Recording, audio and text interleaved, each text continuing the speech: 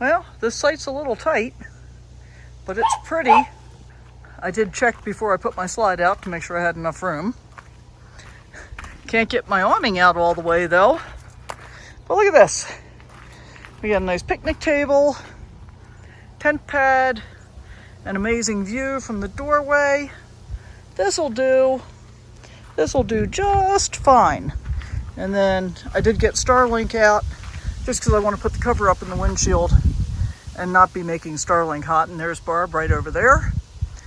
She had to get up on blocks a little bit, but we'll be cool. It'll work. Well, how's this for a view from my window? I'd call it pretty spectacular. I'm actually a lot more shaded than I would ideally like to be.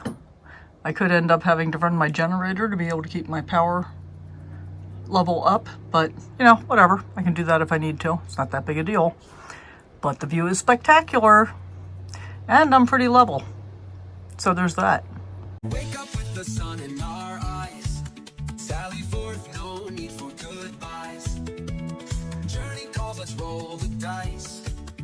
Every mile a new surprise. Good morning. Good morning, Kit. We're out for our morning walk. This is a paved trail. The campground is just up there, about the extent of what you can see. And it's very, very windy, so I'm kind of wind protected-ish, but I think I'm about to walk right back into it. But I wanted to share this with you because we're getting ready to cross. I think this is the St. Mary River, but I'm not sure. And I hope I'm going to cross it. Hope I'm not going to get up on the bridge and get scared. We'll see. We'll see. Doesn't look too bad. The river is beautiful. Look at that view. Look at that view. Come on, Kit. I hear a helicopter. Come on, Kit. Look at that stone bridge up there. See it? I hear the helicopter, but I don't see it. Gotta be up there someplace. Look downriver a little bit. So, we're walking over to the visitor center. Because why not?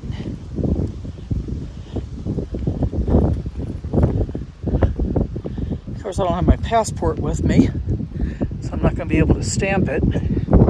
Look at the beautiful river. Look at the beautiful view. Okay.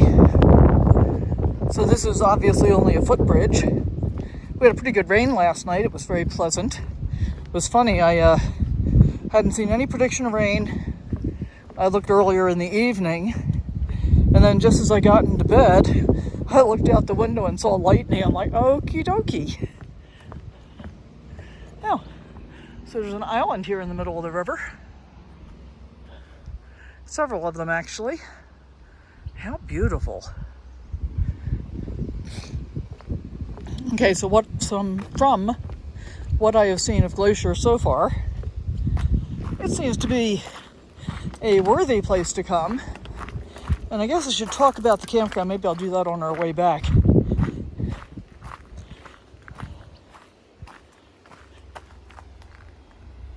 And some of the campground reviews I saw said that the bugs were absolutely horrible. And I have to say, so far, there have been way fewer bugs than I've been dealing with for weeks. So that's pretty nice.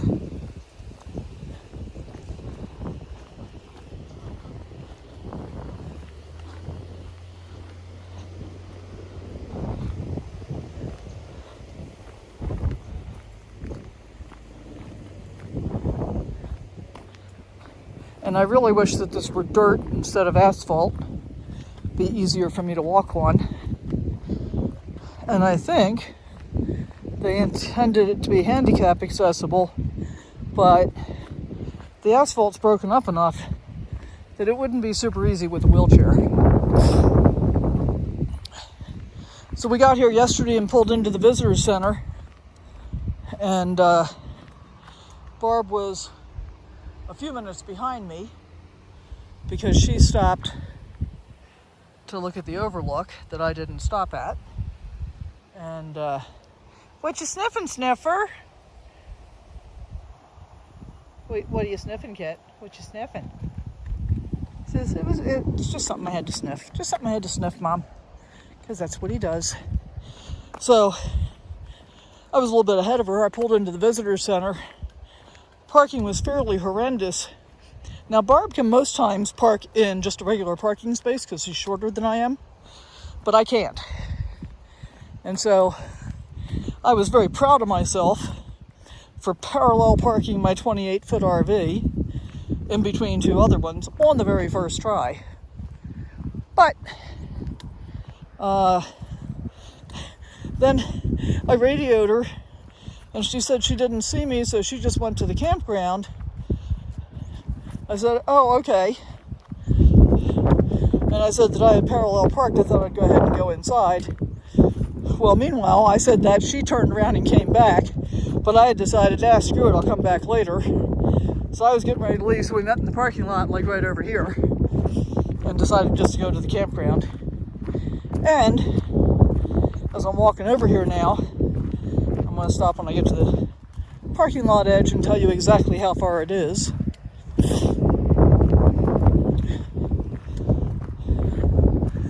So, let's see, how far have we come? 0.54 miles, so not very far. And there's the visitor center. So I'm showing you where I've come from instead of where I'm going. This is a tent-only group site for people without vehicles. Kind of cool. Down there near where that blue water faucet is, just past there, is the trail that goes over to the visitor center, which is the one that we went down, we just came back from. And then this is A loop. No generator use allowed in A loop at all. And the B and C loops have generator hours, so make sure you read those and follow the requirements. Restrooms over here. And apparently they allow portable toilet dumps at the restroom stations, which I thought was kind of interesting.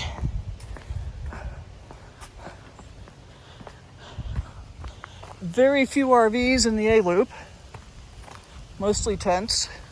So we got a old school trailer here, that's very cool. And that RV up there is actually in the B loop. So in order to follow the trail and get back up to the C loop where we're camped, we have to wend our way along through all of the bathrooms, because there's trails from each of the loops to the bathrooms in between the loops, and that's how you get from one loop to another by foot. So as I said, a lot of tent campers. Morning. Those guys were cooking their breakfast when we went by the first time, and it smelled delish.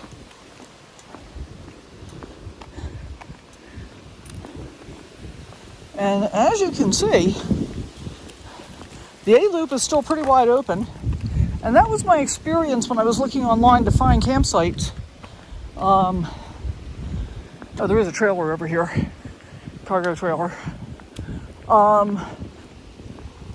We made reservations just because I was concerned about slopes. I think we might have been okay not making reservations, but I feel better that we did. And I like the sites we chose. I'll show you my site when we get back.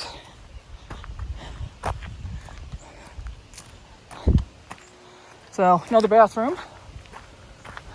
See, this one says public utility sink, but the one in the previous loop said camper sink and portable toilet disposal. This one doesn't have one of those.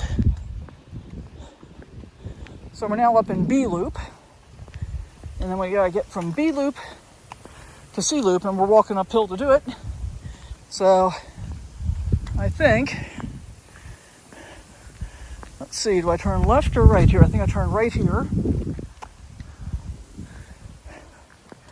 There's another little parking area right here. So that must be the bathroom. Let's see if I got this right. Here's a trailer in B loop. And for the most part, people clear out pretty early in the day because they got places to go, things to do, all that kind of stuff.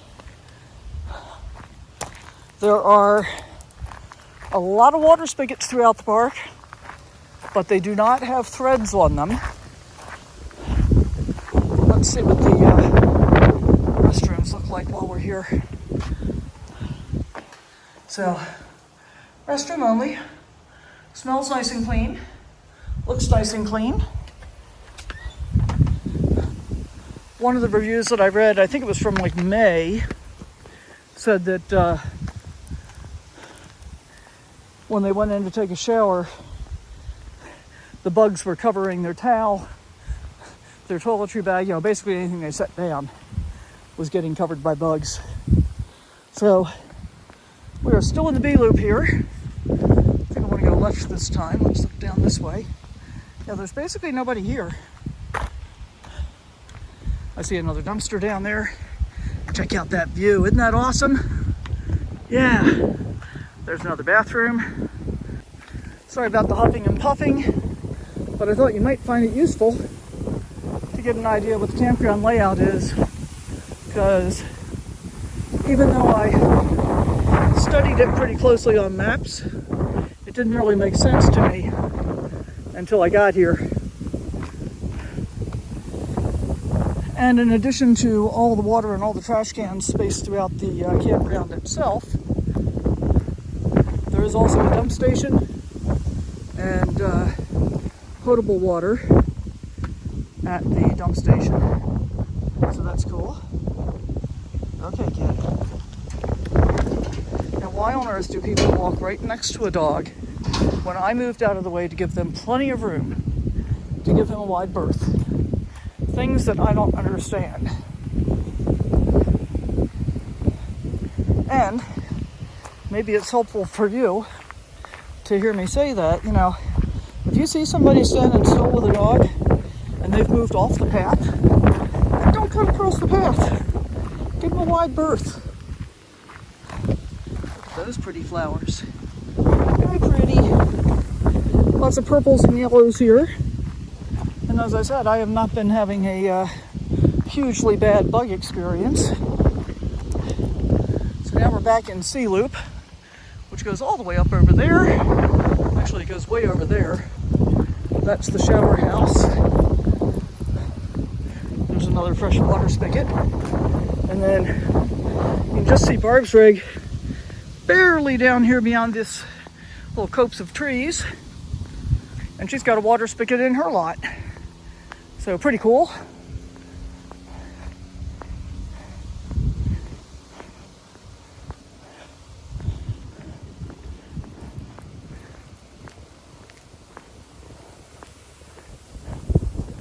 Look at that view.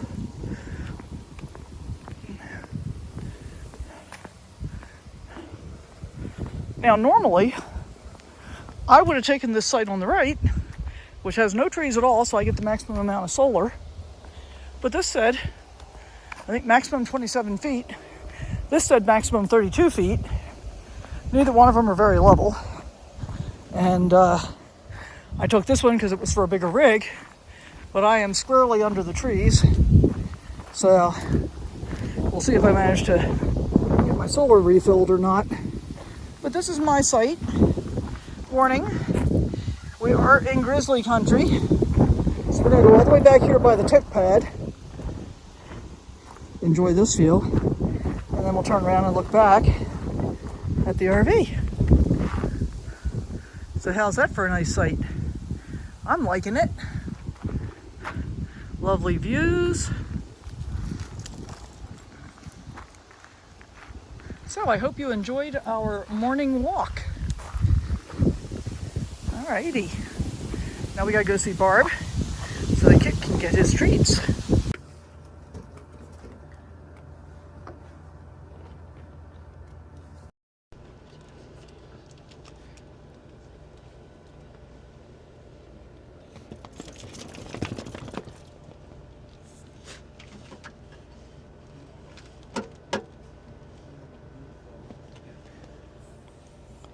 can't believe I've got nothing to say.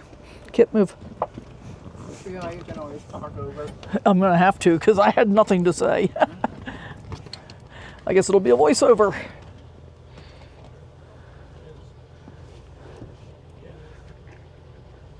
What? I didn't say anything.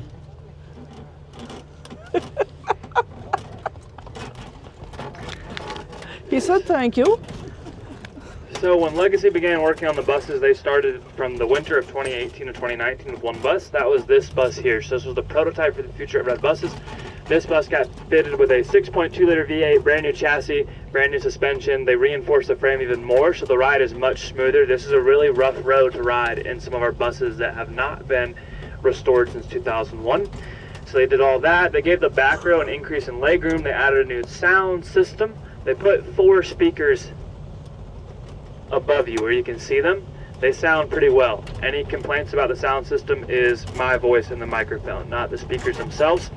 After this bus, somebody took a look at those speakers and said that they were tacky, and they moved the speakers for the rest of the fleet to under the seats where they get muffled. So they did that.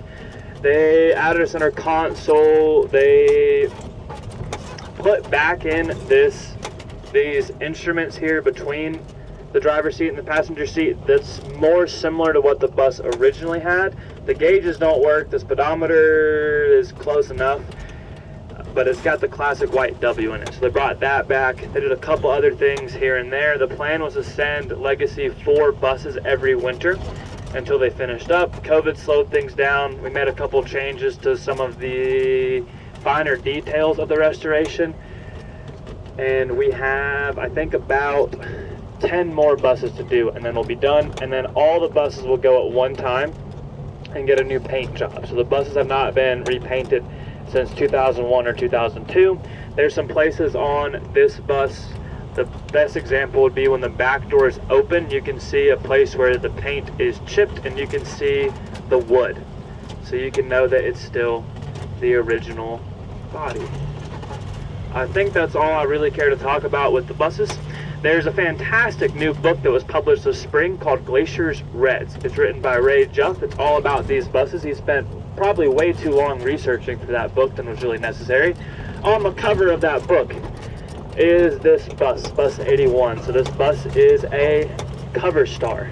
This is a beautiful bus that I've had the privilege of driving every day for the past 3 summers. So I'm very fond of this bus.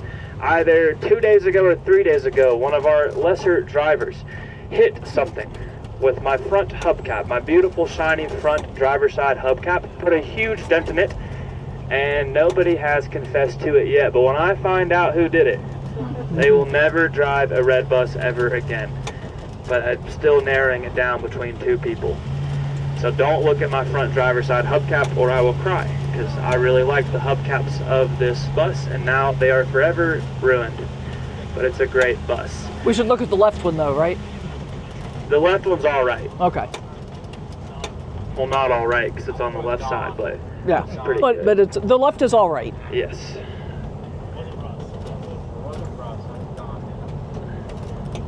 Now we're almost into the Two Medicine Valley. The Two Medicine Valley of the park is where we'll actually get to look at some sites. There'll be a bunch of mountains with a lot of different names. A lot of the names in this valley have either their original Blackfeet name or a vaguely Blackfeet sounding name. So we'll go into the Two Medicine Valley, we'll look at a couple things in there. The Two Medicine name is actually quite simple. The Blackfeet have ceremonious medicine lodges, and at one point in time, there were 2 different medicine lodges in this valley. So we got the name Two Medicine Valley, Two Medicine River, Two Medicine Lake, because there were 2 medicine lodges here at one time. When the first map makers came through, that's what the area was called, and so the name stuck around. The Two Medicine Valley, especially some of the mountains as you get further back in, have a little bit more red color to them. This tour is not the best tour to talk about the geology of this park, so we'll keep that super simple. All the rocks in this park formed underwater. There is a shallow inland sea. That shallow inland sea, scientists call it the Belt Sea. The Belt Sea spanned most of Montana, some of Idaho, some of Wyoming, a good bit of Canada, and it existed for a very long period of time. So you have the Belt Sea, It existed for a long time. It changed depth a lot, and you saw different sediments wash in to the sea and then form rocks on the bottom. So you saw different types of rocks forming down there. So it's all old sedimentary rock. Scientists would say that some of the rocks in this park are some of the oldest exposed sedimentary rocks in North America. So old sedimentary rocks. Now a lot of times when we're driving outside the park and we're looking back into the park, you're looking at a couple things, but when you're looking at a lot of the bottom slopes of the mountains around here, you're looking at kind of like a tannish, whitish color, kind of a buff colored rock. That's mostly rocks of the Alton Formation. The Alton Formation is this park's hardest major rock formation. It's primarily composed of limestone and some dolomite. So relative to the rest of the world, not a very hard rock, but compared to the other groups in this park, a fairly hard rock. Now what'll be a little more interesting, especially as we're looking at it a little bit closer, you're gonna see a lot of reddish colored rocks. And they're gonna be like a deep red color, like reds, maroons, kind of rusty looking rocks. Those are rocks of the Grinnell Formation that's primarily composed of argillite. As you can probably imagine, as they were forming, they had a high concentration of iron, so they got a little bit rusty looking. So those are the red rocks. You'll see a lot of those. The other nice rock to look at, they're going to be anywhere from like a greenish, bluish, tealish color, a little bit of gray in there. So kind of the rocks that have a little more of, we'll just say, a greenish color to them. Those are rocks of the Apakuni Formation. They're all shaped. So glacially carved valleys, glacially carved mountains, glacially carved lakes. It's a great example of what glaciers do to things, but it's not one of the best places to view glaciers. There are still, according to the U.S. Geological Survey, there are still 26 remaining active named glaciers in this park. They are primarily found directly along the Continental Divide. Fairly obvious there. A lot of the weather patterns that come from the west don't make it all the way up and over. So if you've seen what's just east of where we are right now, and then if you've seen what's west of the mountains, very different climates. You've got the prairies over here, a lot less rain, more wind over here, more arid, more dry over there, more rain, more wind. A lot of those storms don't make it up and over the Continental Divide, and so the areas along the divide often get more precipitation, so more snowfall. They get more cloud coverage, so less snow melt, more snowfall, less snow melt, glaciers. So that's where most of the park's remaining glaciers are found. They are often difficult to get to. The easiest glacier in the park to get to would be Grinnell Glacier in the Many Glacier Valley, and it's a 10-mile round-trip hike to get there. So not the easiest place to view glaciers, but a fantastic place to see glacially carved valleys. So even with lower Two Medicine Lake here, but especially once we get to Two Medicine, you're looking at Two Medicine Lake, the valleys around there, the peaks around there, great evidence of glacially carved areas. Now when we first came in, if you places down here in Two Medicine, you'll see it again from Looking Glass Highway. This mountain in front of us is called Rising Wolf Mountain. Now it's probably about the 15th tallest peak in this park. It's 9,500 feet above sea level. So there's at least a dozen peaks that are taller than it. However, it is the largest mountain by mass. What's really misleading is behind it is actually another long ridge, and the very highest point of Rising Wolf is actually out of sight from us right now.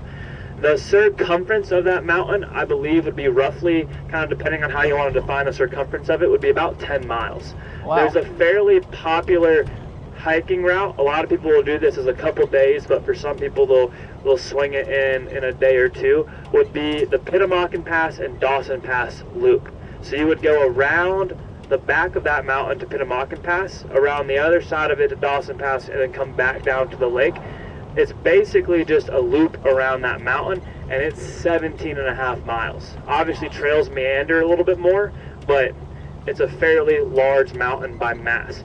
As we go through here, if you have any park passes or park pass like objects, hold them up, and I'll just tell them how many people I got and that we all have passes.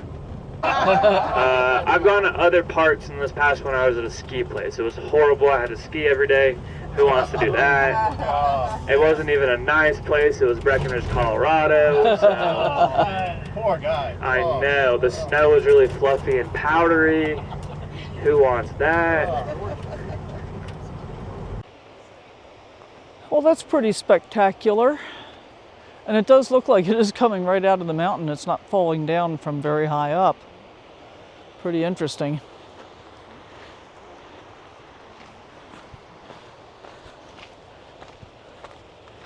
Are we going to be walking through poison ivy, Barb? Hope not too. It's a little teeny tiny trail.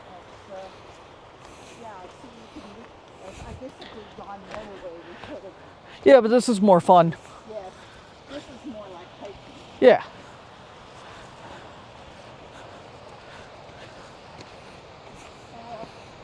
We're going to be using the calamine lotion to take care of. Did you ladies just come to the nature trail? No. Through a what? The nature trail. I just trying to Oh, I figure don't know. Which No, we just kind of, there was a little trail off of the spur there. Oh, okay. I don't know where the nature trail is. I'm sorry? You could bring the dog. No, he's a service dog. Oh, he's a service right here. No, no dogs are allowed.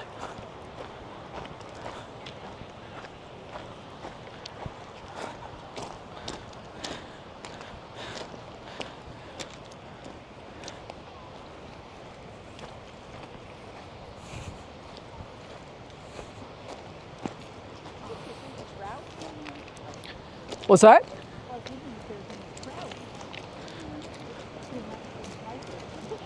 Yeah.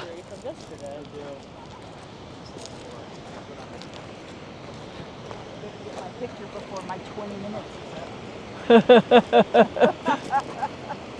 Wow.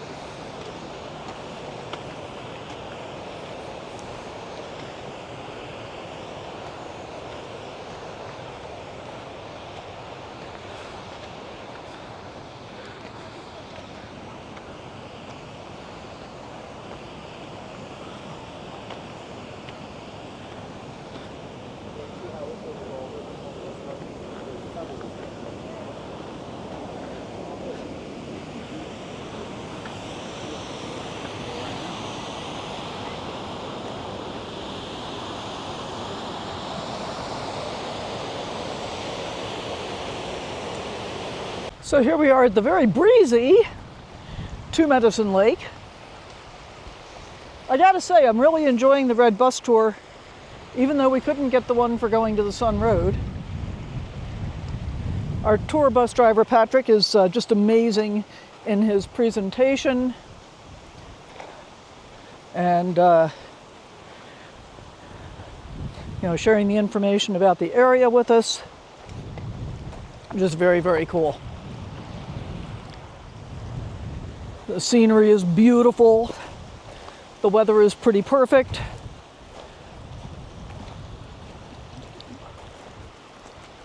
Look at this water. Look how clear this is.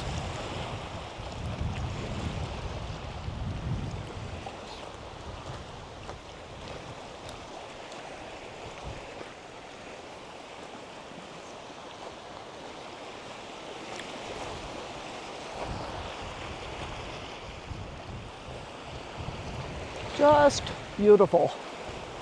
This is the Two Medicine Camp store. See if we can just walk along the shingle here. Look at the beautiful colored rocks. I hope they show up. We've got red rocks and green rocks. Beautiful. There used to be a lodge here.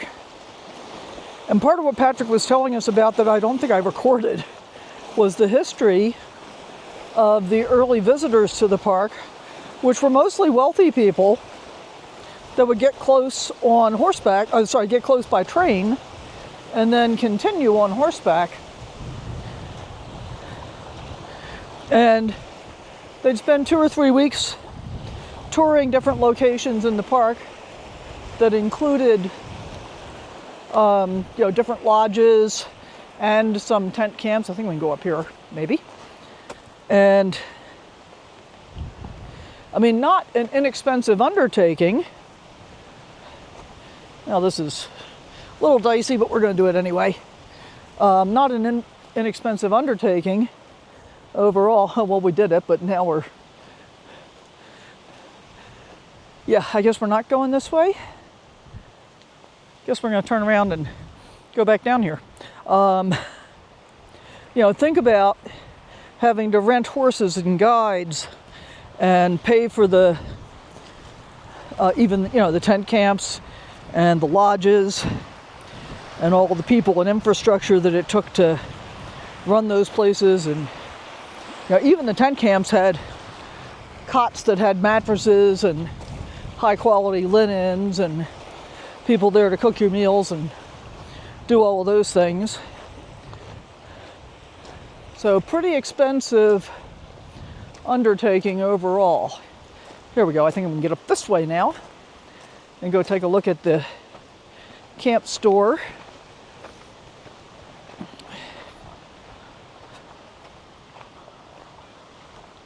Look at that beautiful view.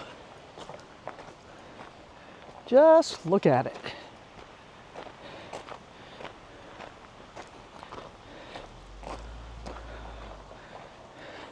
Oh, they got RV parking. 2 of them. That's where we tried to come out before.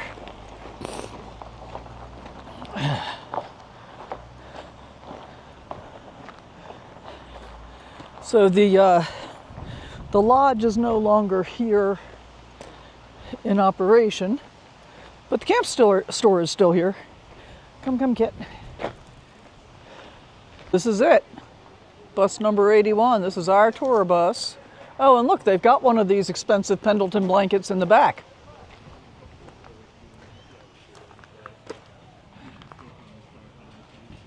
I bet we could ask to use it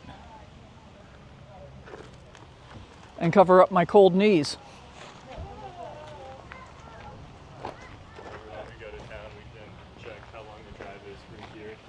Number 81. I guess we might as well go all the way around.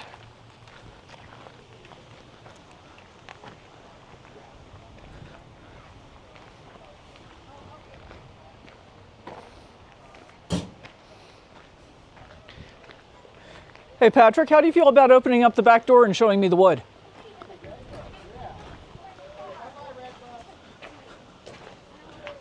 Because that's the kind of thing my YouTube people want to see. There's just a little there. Oh yeah, look, looky there guys. That's how you can tell it's the original door and the original wood. And that's quite the step up to that rear row. Thank you. Oh, and then the big step to get up for the cover. Very cool. Lake, for instance, those will flow north and east through Canada and into the Hudson Bay. So somewhere on this hill is when this starts to be divided. There's a mountain in front of us that you've seen a ton of today. That's Divide Mountain. It does divide those 2 eastern drainages, but the top of that mountain is actually the boundary of Glacier National Park.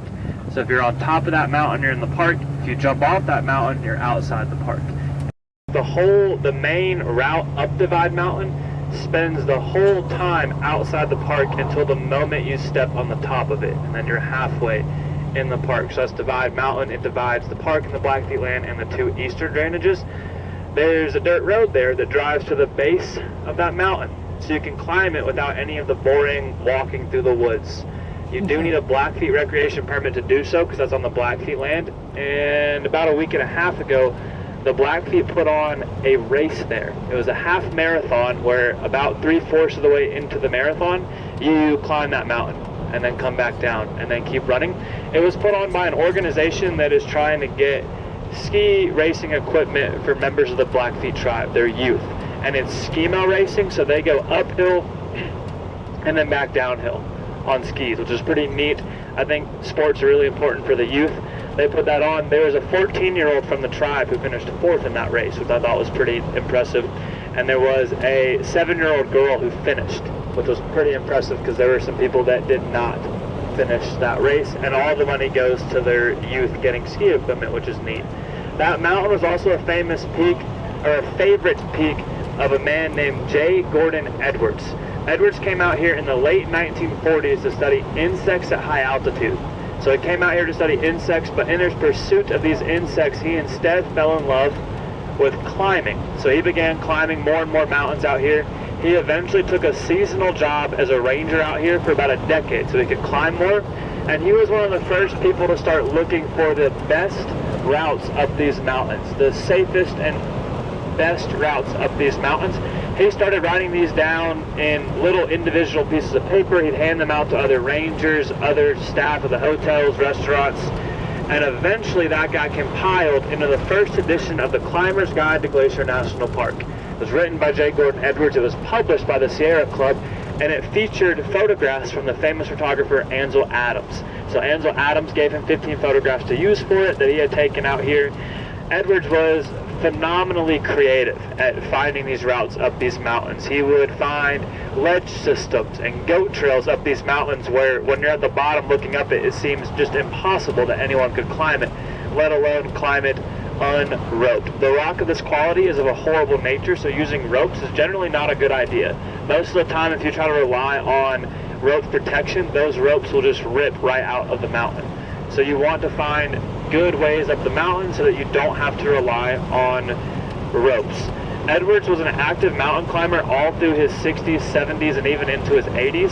When he was 84 years old, he was halfway up Divide Mountain when he passed away due to natural causes.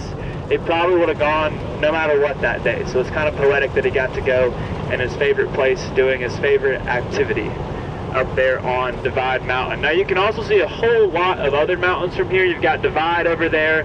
Also to the left you have Curly Bear, and behind it a bunch of other things as well. But what might be a little more interesting, especially if you're going to go onto the Sun Road while you're here or take another tour or shuttle, is you've got some of the mountains you can see from there. So in front of us you can see St. Mary Lake. On the left side of St. Mary Lake, the main thing that you can see is Red Eagle Mountain. The fire that burnt this area in 2006 was named the Red Eagle Fire. So Red Eagle Mountain to the left of the lake, Red Eagle Fire burnt these woods. When you're looking at the lake, so if you're looking in the distance past the lake, way in the distance the lake is almost bookended by two pointy mountains. The one on the left side of that would be Mount Fusalad. The one that's more on the right side, way in the distance, but on the right side of the lake, would be Mount Reynolds. If you're up at Logan Pass at the top of going to the Sun Road, you are right underneath the base of Mount Reynolds. So kind of neat to be able to see that here. It's way out there. It's 9,000 feet above sea level, but it looks fairly small from here. You can see some other things to our left now. There's one with a bunch of stripes on it called Single Shot Mountain. You've got Goat Mountain over there, and then what was taller that we could see back there, and you can still see it a little bit, it was taller and it had some snow on it. You can just barely see that patch of snow on it over there to the left of the lake. That would be Going to the Sun Mountain that you get good views of from Going to the Sun Road. Those are the main mountains. There's a bunch of others that you can see from the top of that hill, but I think that'll be enough for the rest of the journey downhill. You also might be able to see to the left a couple of small ponds down below us. If you do have to drive this highway again at some point, and you do pull over for some reason, sometimes in those ponds you will see moose. But more likely what you would see would be cows and horses. If I had $1 for every time that I was driving on the highways out here and somebody screamed moose and it turned out to be a cow, I wouldn't have a whole lot of money, but it's happened a lot of times. To our left over here, there's kind of an exhibit over here. You've got these, they're kind of sculptures of teepees that was done by a fairly famous artist from the Blackfeet tribe. Don't have time to check that out today, but on your own, if you go by there, it's neat to look at from an art standpoint, but the view from up there is pretty nice as well, as you can imagine. Now, so they've got this little turnout that's got sculpture and a little pathway and hopefully a view of St. Mary's Lake. We're going to go take a look. Nappy's World. Blackfeet traditional lands, shown in light blue above. Once encompassed a vast territory much bigger than the modern day Blackfeet Reservation, which is shown in the pink area there. The territory stretched as far south as Yellowstone National Park, moving northeast along the Yellowstone Elk River into northwestern North Dakota, before moving more northward into central Saskatchewan. Following west along the North Saskatchewan River, it ran all the way to the Rocky Mountains before heading south along the Rocky Mountain front back down to the Yellowstone. Okay. You know, it's been kind of interesting. I watch Kit, come around. Come on. Come, get over here. I watch Chrome on Van City Vanlife, and he's been traveling from Western Canada to Eastern Canada, and I've been watching him go through all the provinces. So he was in Saskatchewan a few days ago, and it's been kind of interesting to me to think that in many ways we've been parallel in terms of traveling, because we're pretty far north here, and he was pretty far south. All right, so what are we going to see down this pathway?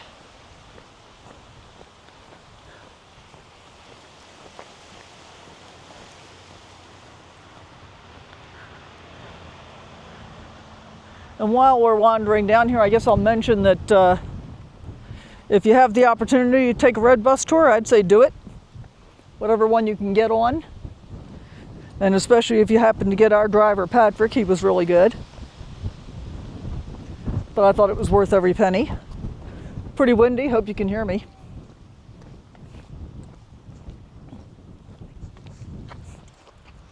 What are you smelling, Kit? What is it? What you smelling? Whatever it is, it's pretty attractive, huh? Very interesting. Okay, come on.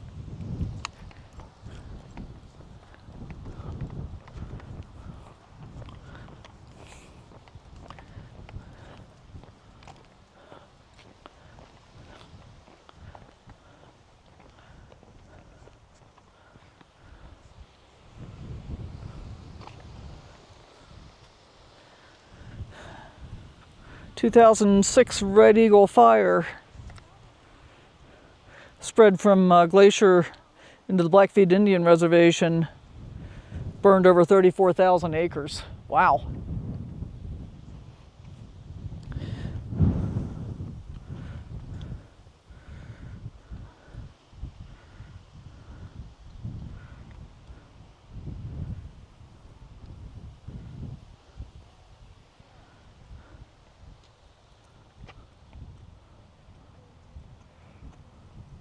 Okay, so apparently Father de Smet thought that he saw St. Mary's outline on Single Shot Mountain. I'm not seeing it, but I'm not sure that I would know what St. Mary's outline looks like anyway.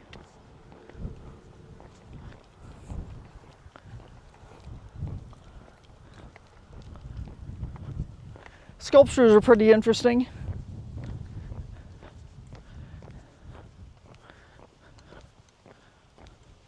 So all of the regrowth of the trees has been natural. There hasn't been any replanting following the 2006 fire.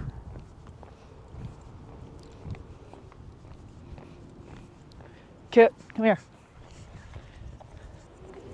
Wait. Wait. Okay, go.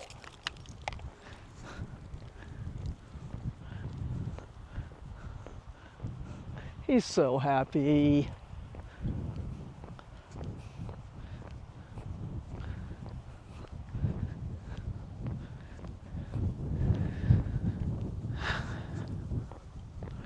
So we're going to get a view of the lake from here or no? We'll have to go see. Hey, you see a dog around there? Yes, I'm here. Come on, babies. Hey.